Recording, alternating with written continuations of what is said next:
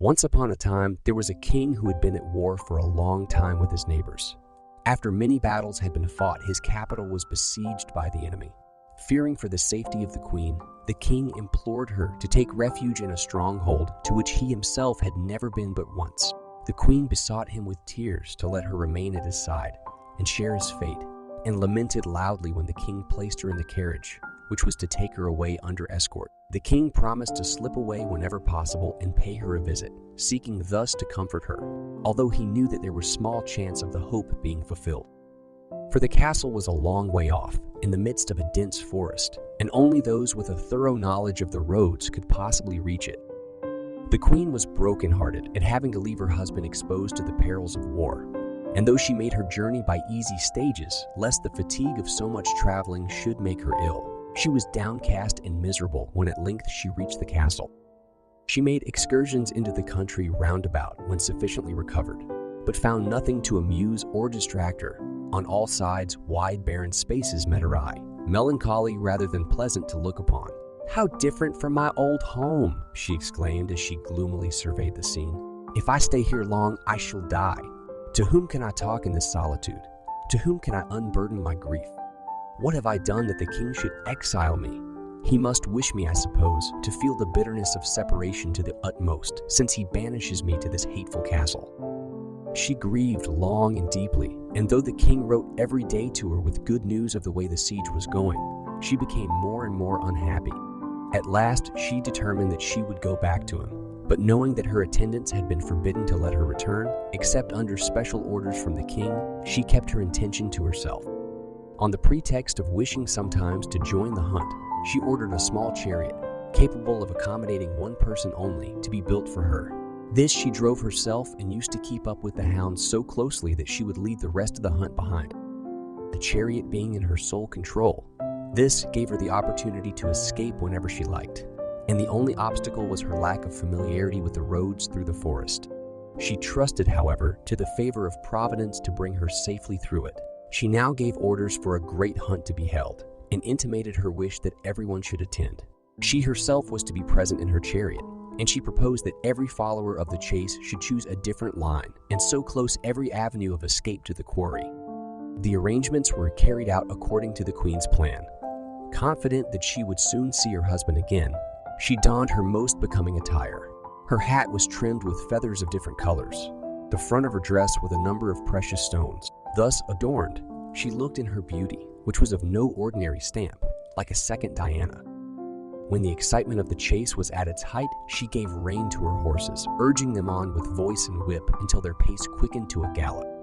But then, getting their bits between their teeth, the team sped onward so fast that presently the chariot seemed to be borne upon the wind, and to be traveling faster than the eye could follow. Too late, the poor queen repented of her rashness. "What possessed me," she cried, "to think that I could manage such wild and fiery steeds? Alack! What will become of me? What would become of me? What would the king do if he knew of my great peril? He only sent me away because he loves me dearly and wished me to be in greater safety, and this is the way I repay his tender care." Her piteous cries rang out upon the air, but though she called on heaven and invoked the fairies to her aid, it seemed that all the unseen powers had forsaken her. Over went the chariot. She lacked the strength to jump clear quickly enough, and her foot was caught between the wheel and the axle tree. It was only by a miracle that she was not killed, and she lay stretched on the ground at the foot of a tree, with her heart scarcely beating and her face covered with blood, unable to speak. For a long time she lay thus. At last she opened her eyes and saw, standing beside her, a woman of gigantic stature. The latter wore naught but a lion's skin. Her arms and legs were bare, and her hair was tied up with a dried snake skin, the head of which dangled over her shoulder. In her hand she carried, for walking, stick, a stone club, and a quiver full of arrows hung at her side. This extraordinary apparition convinced the queen that she was dead, and indeed it seemed impossible that she could have survived so terrible a disaster. "No wonder death needs resolution," she murmured. "And since sights so terrible await one in the other world." The giantess overheard these words and laughed to find the queen thought herself dead. "Courage," she said. "You are still in the land of the living, though your lot is not improved. I am the Lion Witch. My dwelling is nearby. You must come and live with me. If you will have the kindness, good lion, which to take me back to my castle, the king who loves me dearly will not refuse you any ransom you demand, though it were with a half of his kingdom. I will not do that, replied the giantess, for I have wealth enough already. Moreover, I am tired of living alone, and as you have your wits about you, it is possible you may be able to amuse me. With these words, she assumed the shape of a lioness, and taking the queen on her back, bore her off into the depths of a cavern. There she anointed the queen's wounds with an essence which quickly healed them. But imagine the wonder and despair of the queen to find herself in this dismal lair. The approach to it was by 10,000 steps, which led downward to the center of the earth, and the only light was that which came from a number of lofty lamps, reflected in a lake of quicksilver. This lake teemed with monsters, each of which was hideous enough to have terrified one far less timid than the queen. Ravens, screech, owls, and many another bird of evil omen filled the air with harsh cries. Far off could be espied a mountain, from the slopes of which there flowed the tears of all hapless lovers. Its sluggish stream was fed by every ill-starred love. The trees had neither leaves nor fruit, and the ground was cumbered with briars, nettles, and rank weeds. The food, too, was such as might be expected in such a horrid clime. A few dried roots, horse chestnuts, and thorn. Apples. This was all the fare with which the lion, which appeased the hunger of those who fell into her clutches. When the queen was well enough to be set to work, the witch told her she might build herself a hut, since she was fated to remain in her company for the rest of her life. On hearing this, the queen burst into tears. "Alas," she cried, "what have I done that you should keep me here? If my death, which I feel to be nigh, will cause you any pleasure, then I implore you to kill me. I dare not hope for any other kindness from you. But do not condemn me to the sadness of a lifelong separation from my husband." But the lion witch merely laughed at her, bidding her dry her tears, if she would be wise and do her part to please her. Otherwise, she declared, her lot would be the most miserable in the world. "And what must I do to soften your heart?" replied the queen. "I have a liking for fly pasties," said the lion witch, "and you must contrive to catch flies enough to make me a large and tasty one." "But there are no flies here," rejoined the queen, "and even if there were, there is not enough light to catch them by. Moreover, supposing I caught some, I have never in my life made pastry. You are therefore giving me orders which I cannot possibly carry out." "No matter," said the pitiless lion, "which, what I want, I will have." The queen made no reply, but reflected that, no matter how cruel the witch might be, she had only one life to lose, and in her present plight, what terror could death hold for her? She did not attempt to look for flies, therefore, but sat down beneath a yew tree and gave way to tears and lamentations. "Alas, dear husband," she cried, "how grieved you will be when you go to fetch me from the castle and find me gone. You will suppose me to be dead or faithless. How I hope that you will mourn the loss of my life, not the loss of my love. Perhaps the remains of my chariot will be found in the wood, with all the ornaments I had put on to please you. At sight of these, you will not doubt any more that I am dead. But then, how do I know that you will not bestow on someone else the heartfelt love which once belonged to me? At all events, I shall be spared the sorrow of that knowledge, since I am never to return to the world." These thoughts would have filled her mind for a long time, but she was interrupted by the dismal croaking of a raven overhead. Lifting her eyes, she saw in the dim light a large raven on the point of swallowing a frog which it held in its beak. "Though I have no hope of help for myself," she said, "I will not let this unfortunate frog die if I can save it. Though our lots are so different, its sufferings are quite as great as mine." She picked up the first stick which came to hand and made the raven let go its prey. The frog fell to the ground and lay for a time half stunned, but as soon as it could think in its froggish way, it began to speak. "Beautiful queen," it said, "you are the first friendly soul that I have seen since my curiosity brought me here." "By what magic are you endowed with speech, little frog?" replied the queen. "And what people are they whom you see here?" "I have seen none at all as yet." "All the monsters with which the lake is teeming," replied the little frog, "were once upon a time in the world.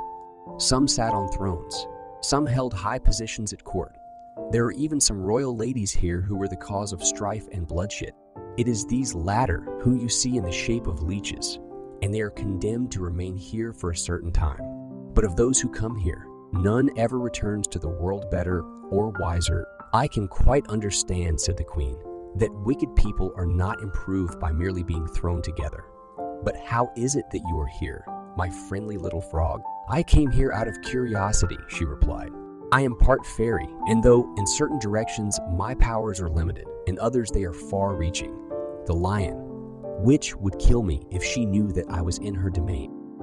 Whatever your fairy powers, said the queen, I cannot understand how you could have fallen into the raven's clutches and come so near to being devoured. That is easily explained, said the frog. I have naught to fear when my little cap of roses is on my head, for that is the source of my power. Unluckily, I had left it in the marsh when that ugly raven pounced upon me, and but for you, madam, I should not now be here. Since you have saved my life, you have only to command me, and I will do everything in my power to lessen the misfortunes of your lot.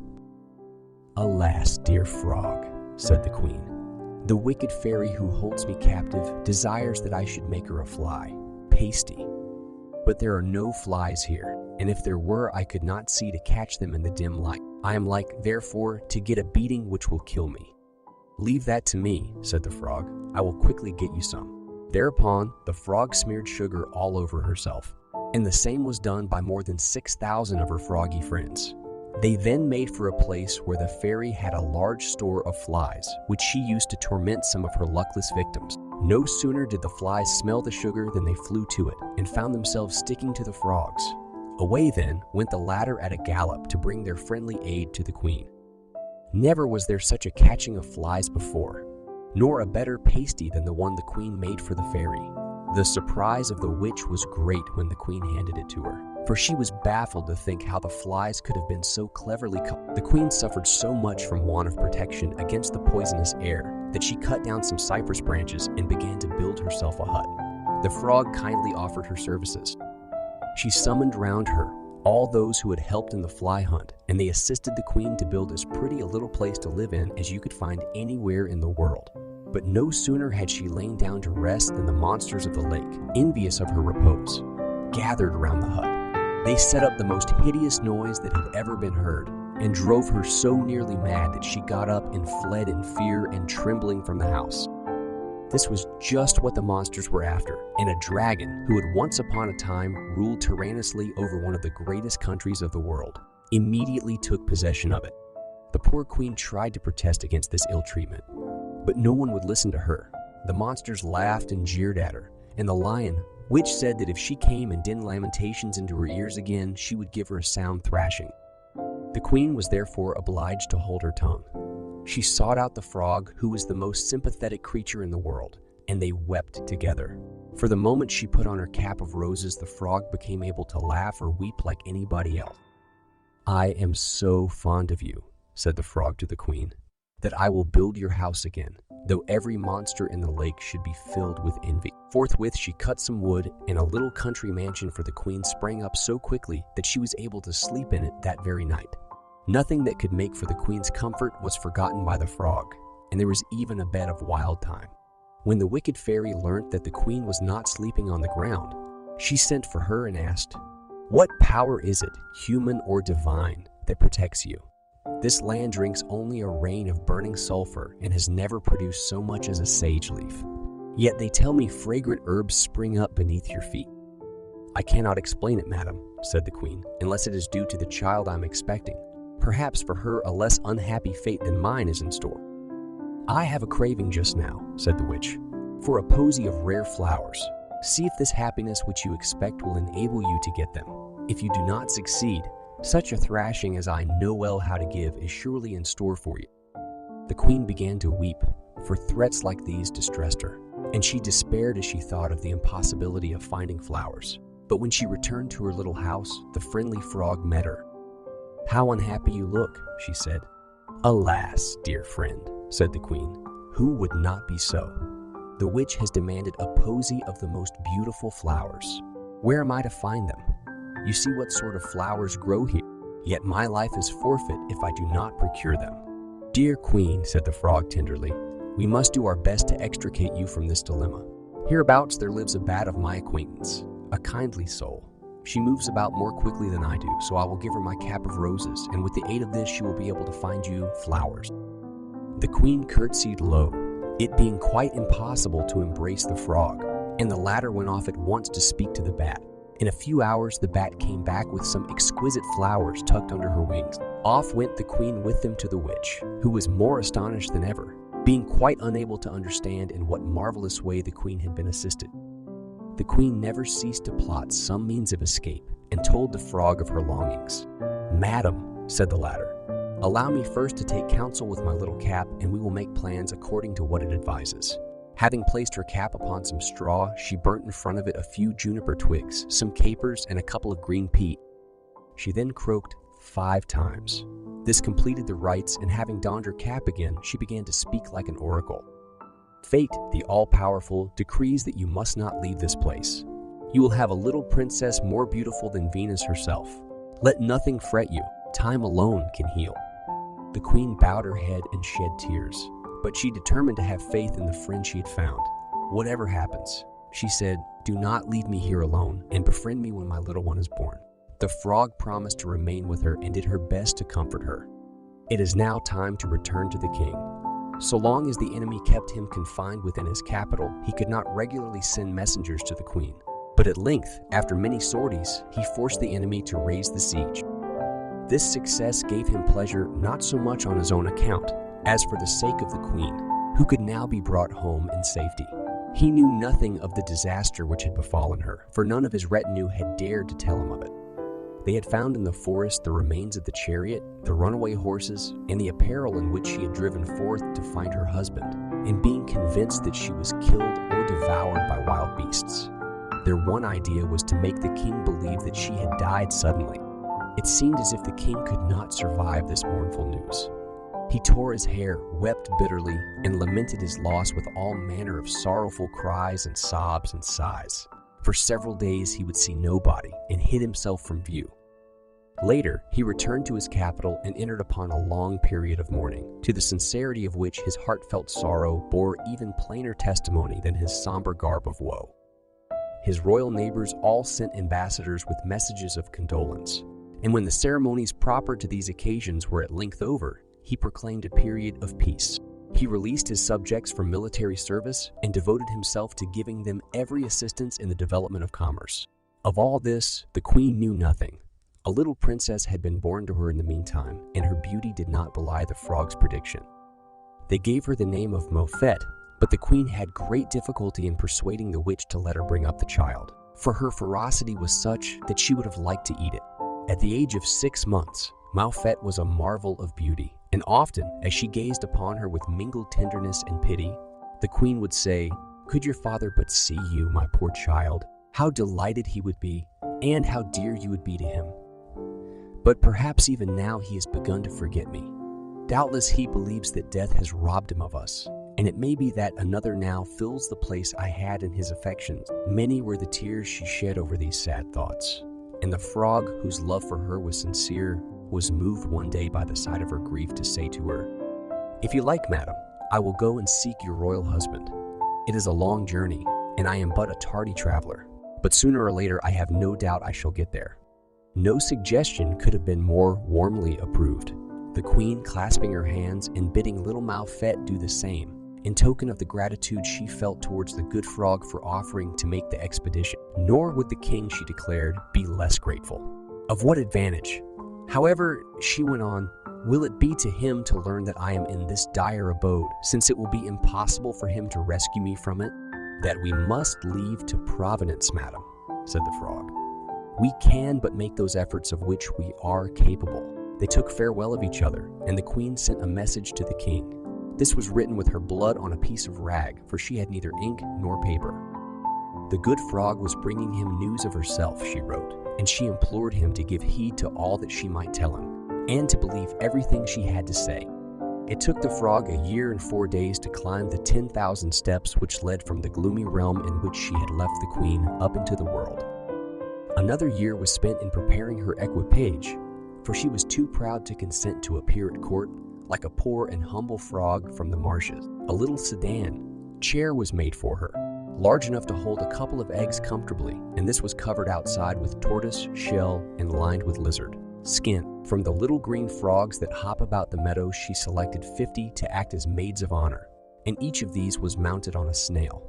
They had dainty saddles and rode in dashing style with the leg thrown over the saddlebow. A numerous bodyguard of rats dressed like pages ran before the snails. In short, nothing so captivating had ever been seen before. To crown all, the cap of roses, which never faded but was always in full bloom, most admirably became her. Being something of a coquette, too, she could not refrain from a touch of rouge and a patch or two. Indeed, some said she was painted like a great many other ladies of the land. But it has been proved by inquiry that this report had its origin with her enemies. The journey lasted 7 years, and during all that time, the poor queen endured unutterable pain and suffering. Had it not been for the solace of the beautiful Moffat, she must have died 100 times. Every word that the dear little creature uttered filled her with delight. Indeed, with the exception of the Lion Witch, there was nobody who was not charmed by her. There came at length a day after the queen had lived for 6 years in this dismal region, when the witch told her that she could go hunting with her, on condition that she yielded up everything which she killed it. The queen's joy when she once more saw the sun may be imagined, though at first she thought she would be blinded, so unaccustomed to its light had she become. So quick and lively was Moffat, even at 5 or 6 years of age, that she never failed in her aim, and mother and daughter together were thus able to appease somewhat the fierce instincts of the witch. Meanwhile, the frog was traveling over hills and valleys. Day or night, she never stopped, and at last she came nigh to the capital, where the king was now in residence. To her astonishment, signs of festivity met her eye at every turn. On all sides there was merriment, song, and dancing, and the nearer she came to the city, the more festive seemed the mood of the people. All flocked with amazement to see her rustic retinue, and by the time she reached the city, the crowd had become so large that it was with difficulty she made her way to the palace. At the palace all was splendor, for the king, who had been deprived of his wife's society for 9 years, had at last yielded to the petitions of his subjects, and was about to wed a princess who possessed many amiable qualities, though she lacked, admittedly, the beauty of his wife. The good frog descended from her sedan chair, and with her attendants in her train entered the royal presence. To request an audience was unnecessary, for the king and his intended bride and all the princes were much too curious to learn why she had come to think of interrupting her. "Sire," said the frog, "I am in doubt whether the news I bring will cause you joy or sorrow. I can only conclude from the marriage which you are proposing to celebrate that you are no longer faithful to your queen." Tears fell from the king's eyes. "Her memory is as dear to me as ever," he declared. "But you must know, good frog, that monarchs cannot always follow their own wishes. For 9 years now, my subjects have been urging me to take a wife, and indeed it is due to them that there should be an heir to the throne. Hence my choice of this young princess, whose charms are apparent." "I warn you not to marry her," rejoined the frog. "The queen is not dead, and I am the bearer of a letter from her, writ in her own blood. There has been born to you a little daughter, Moffat, who is more beautiful than the very heavens." The king took the rag on which the short message from the queen was written. He kissed it and moistened it with his tears, and declared, holding it up for all to see, that he recognized the handwriting of his wife. Then he plied the frog with endless questions, to all of which she replied with lively intelligence. The princess, who was to have been queen, and the envoys who were attending the marriage ceremony were somewhat out of countenance. "Sire," said one of the most distinguished guests, turning to the king, "can you contemplate the breaking of your solemn pledge upon the word of a tade like that? This scum of the marshes has the audacity to come and lie to the entire court, just for the gratification of being listened to." "I would have you know, your excellency," replied the frog, "that I am no scum of the marshes, since you force me to display my powers. Hither, fairies all." At these words, the frogs, the rats, the snails, and the lizards all suddenly ranged themselves behind the frog. But in place of their familiar natural forms, they appeared now as tall, majestic figures, handsome of men, and with eyes that outshone the stars. Each wore a crown of jewels on his head, while over his shoulders hung a royal mantle of velvet lined with ermine, the train of which was borne by dwarfs. Simultaneously, the sound of trumpets, drums, and hautboys filled the air with martial melody.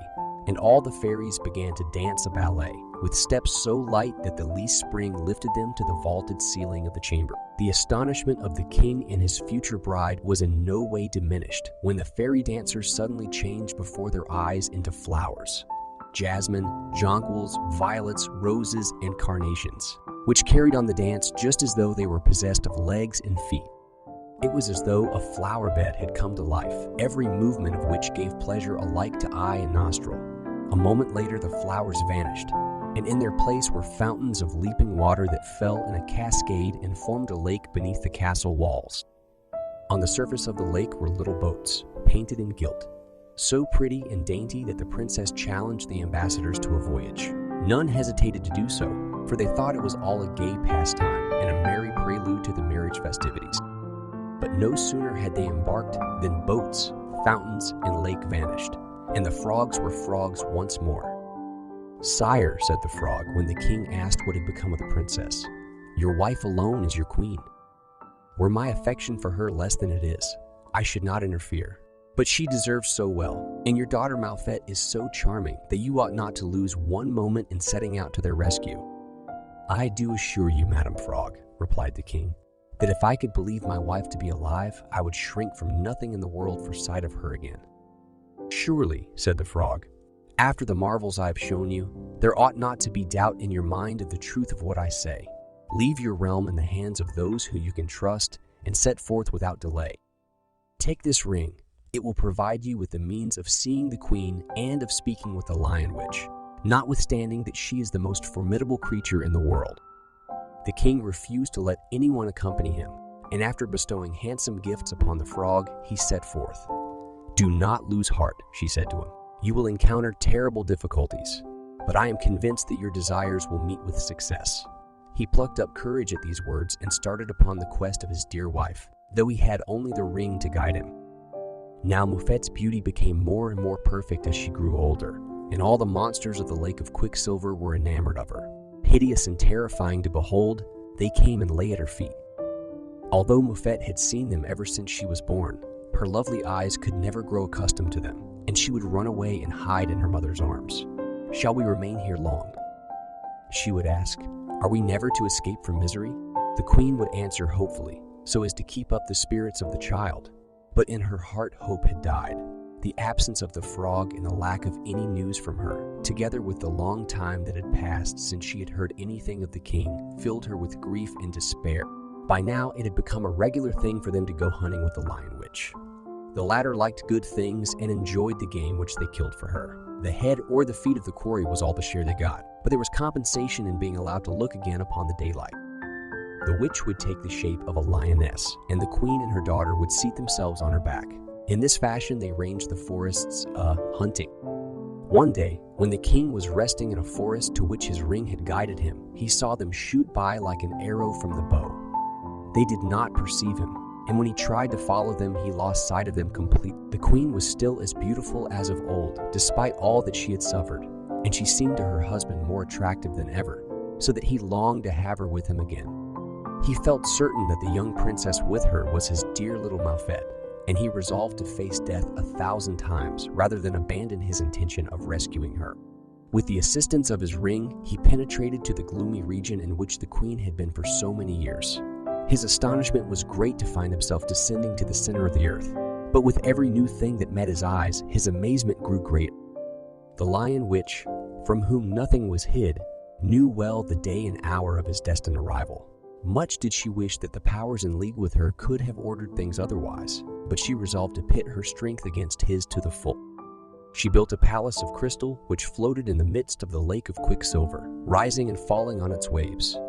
Therein she imprisoned the queen and her daughter, and assembling the monsters, who were all admirers of Moufette, she gave them this warning: "You will lose this beautiful princess if you do not help me to keep her from a gallant who has come to bear her away."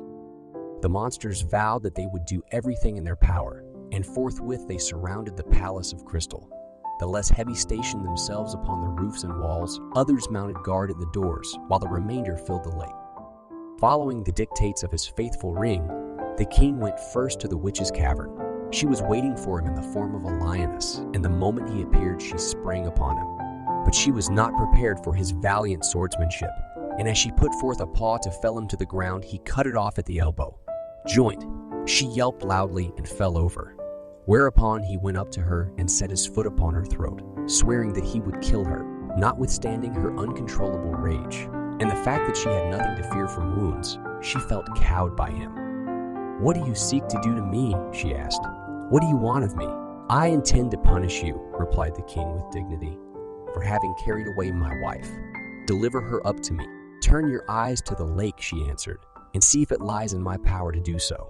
The king followed the direction she indicated and saw the queen and her daughter in the palace of crystal, where it floated like a boat without oars or rudder on the lake of quicksilver. He was like to die of mingled joy and sorrow. He shouted to them at the top of his voice, and they heard him. But how was he to reach them? While he pondered a plan for the accomplishment of this, the lion witch vanished. He ran round and round the lake, but no sooner did the palace draw near enough, at one point or another, to let him make a spring for it, than it suddenly receded with menacing speed. As often as his hopes were raised, they were dashed to the ground. Fearing that he would presently tire, the queen cried to him that he must not lose courage, for the lion witch sought to wear him down, but that true love could brave all obstacles. She stretched out imploring hands, and so did Moffett. At sight of this, the king felt his courage renewed within him. Lifting his voice, he declared that he would rather live the rest of his life in this dismal region than go away without them. Patience he certainly needed, for no monarch in the world ever spent such a miserable time. There was only the ground, cumbered with briars and thorns, for bed, and for food he had only wild fruit more bitter than gout. In addition, he was under the perpetual necessity of defending himself from the monsters of the lake. 3 years went by in this fashion, and the king could not pretend that he had gained the least advantage. He was almost in despair, and many a time was tempted to cast himself into the lake. He would have done so without hesitation, had there been any hope that thereby the sufferings of the queen and the princess could be alleviated. One day, as he was running, after his custom, from one side of the lake to the other, he was hailed by one of the ugliest of the dragons. "Swear by your crown and scepter, by your kingly robe, by your wife and child," said the monster, "to give me a certain bit to eat for which I have a fancy, whenever I shall ask for it, and I will take you on my back. One of the monsters in this lake which are guarding the palace will prevent us from carrying away the queen and Princess Moffett." "Best of dragons," cried the king, "I swear to you and to all of dragon blood that you shall have your fill of whatsoever you desire, and I will be forever your devoted servant." "Promise nothing which you do not mean to fulfill," replied the dragon, "for otherwise lifelong misfortunes may overwhelm you." The king repeated his assurances, for he was dying of impatience to regain his beloved queen, and mounted the dragon just as though he were the most dashing of steeds. But now the other monsters rushed to bar the way. The combat was joined, and naught was audible save the hissing of the serpents, not visible save the brimstone, fire, and sulfur, which were belched forth in every direction. The king reached the palace at last, but their fresh efforts were required of him, for the entrances were defended by bats and owls and ravens. But even the boldest of these was torn to pieces by the dragon, who attacked them tooth and nail. The queen, too, who was a spectator of this savage fight, kicked down chunks of the wall, and armed with these, helped her dear husband in the fray. Victory at length rested with them, and as they flew to one another's arms, the enchantment was brought to an end by a thunderbolt, which plunged into the lake and dried it up.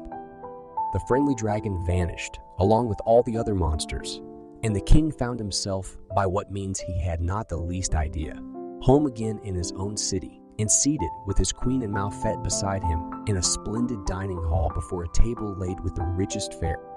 Never before was there such amazement and delight as theirs.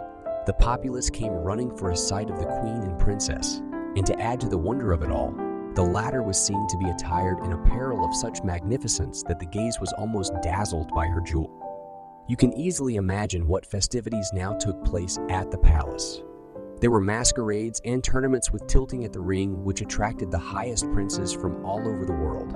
Even more were these drawn by the bright eyes of Moffett. Amongst the handsomest and most accomplished in skill at arms, there was none anywhere who could outshine Prince Mufi. He won the applause and admiration of all, and Moffett, who had hitherto known only dragons and serpents, was not backward in according him her share of praise.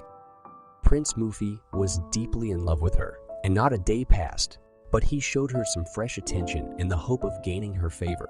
In due course, he offered himself as a suitor, informing the king and queen that his realm was of a richness and extent that might well claim their favorable consideration.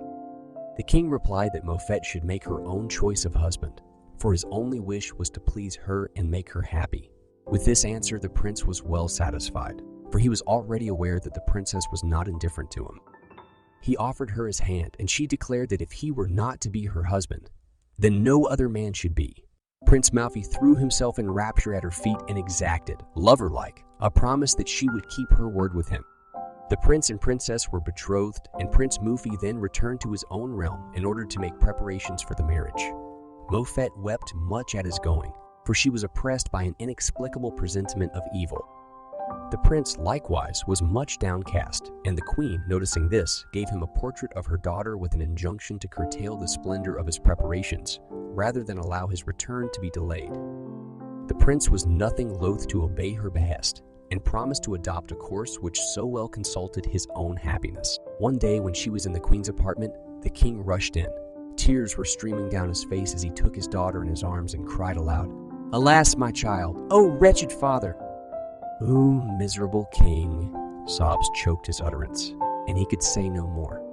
Greatly alarmed, the queen and princess asked him what had happened, and at last he got out that there had just arrived an enormously tall giant who professed to be an envoy of the dragon of the lake, and that in pursuance of the promise which the king had given in exchange for assistance in fighting the monsters, the dragon demanded that he should give up the princess, as he desired to make her into a pie for dinner. The king added that he had bound himself by solemn oaths to give the dragon what he asked, and in the days of which we are telling no one ever broke his word. The queen received this dire news with piercing shrieks and clasped her child to her bosom. "My life shall be forfeit," she cried, "ere my daughter is delivered up to this monster. Let him rather take our kingdom and all that we have." "Unnatural father, is it possible you can consent to such cruelty?" "What, my child? To be made into a pie? The bare notion is intolerable. Send this grim envoy to me. It may be the spectacle of my anguish will soften his heart." The king said nothing, but went in quest of the giant. He brought him to the queen, who flung herself at his feet with her daughter. She begged him to have mercy, and to persuade the dragon to take all that they possessed, but to spare Malfetta's life. The giant replied, however, that the matter did not rest with him. The dragon, he said, was so obstinate and so addicted to the pleasures of the table that no power on earth would restrain him from eating what he had a mind to make a meal of. Furthermore, he counseled them as a friend to yield with a good grace, lest greater ills should be in store. At these words, the queen fainted, and the princess would have been in similar case if she had not been obliged to go to the assistance of her mother. No sooner was the dreadful news known throughout the palace than it spread all over the city. On all sides there was weeping and wailing, for Malfet was greatly beloved. The king could not bring himself to give her up to the giant, and the latter, after waiting several days, grew restive and began to utter terrible threats. But the king and queen, taking counsel together, were agreed. "What is there worse that could happen to us?" they said. "If the dragon of the lake were to come and eat us all up, we could not suffer more, for if Malfet is put into a pie, that will be the end of us." Presently, the giant informed them that he had received a message from the dragon to the effect that if the princess would agree to marry one of his nephews, he would spare her life.